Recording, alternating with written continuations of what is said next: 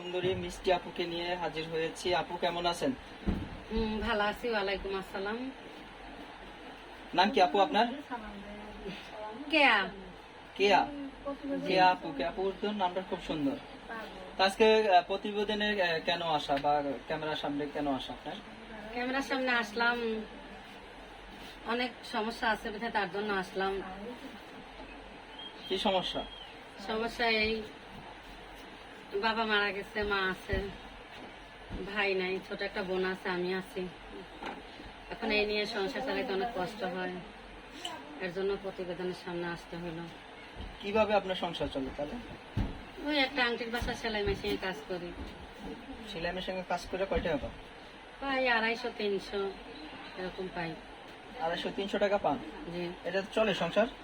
অনেক কষ্ট করে তো চলতে হয়, এর জন্যই তো আসা হলো। বাবা মা আছে না? বাবা মা আছে? বাবা মারা গেছে, মা আছে। মা আছে।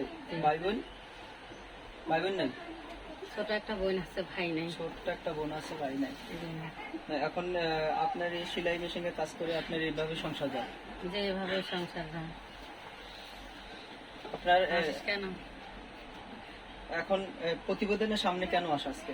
প্রতিবেদনের সামনে আসলাম, সবাই বলে প্রতিবেদনের সামনে গেলে নাকি অনেক ভাইয়েরা আছে, অনেক ভালো ভালো মানুষ আছে, হৃদয়বান মানুষরা হেল্প সহযোগিতা করে, মানুষের পাশে থাকে, সেজন্য।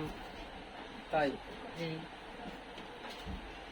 এই যে বাইরা আছে, বাইরা কিভাবে আপনি রিসিভ, আপনি যে আপনি মুখ ডাকছেন এই গরমের ভিতরে? কি করব ভাই, মুখ ঢাকছি এই জন্য, বেশি সুন্দর না তো তার জন্য মুখ ঢাকছি। সুন্দর, এখন তো মানুষ সুন্দর খোঁজে না, এখন খোঁজে হলো সুন্দর মনের মানুষ খোঁজে।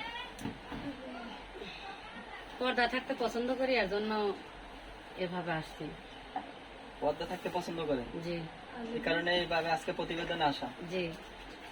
তা আজকে যে প্রতিবেদনে আসছেন, একটা সুন্দর মানুষ চাইতেছেন নাকি একটা কালো মানুষ? বা যেরকমই হোক, ছেলে মানুষ তো ছেলে মানুষই, সুন্দর আর কালো বলে কথা নয়। ছেলে মানুষ তো ব্ল্যাক ডায়মন্ড নাকি? হ্যাঁ, সে যেরকমই হবে, ওরা এমনি হীরা হয়, ওদের কথা বাদ। এমনি চলে? জি। তা এখন আপনার যে যে কোনো একটা ছেলে সুন্দর হোক বা কালো হোক তাই হবে নাকি? জি। এখন আপনারা যে প্রতিবেদনে আসছেন, তা আপনি এই একটা বয়স্ক বা একটা মুরব্বী, একটা জোয়ান ছেলে যদি আপনার ফোন দেয়, কোনটাকে বেছে নেবেন আপনি? যেটাই হোক, যেটা আমার রিজিকে আছে আর যেটা আমার নসিবে আছে, আমি সেটাকে বেছে নেব। যেটা নসিবে আছে, যেদিকে আছে সেটাকে বেছে নেব। জি। আপনার সাথে যে যোগাযোগ করবে, কিভাবে যোগাযোগ করে মানুষের? আমি নাম্বার বলতেছি, আপনার নাম্বারটা উঠান।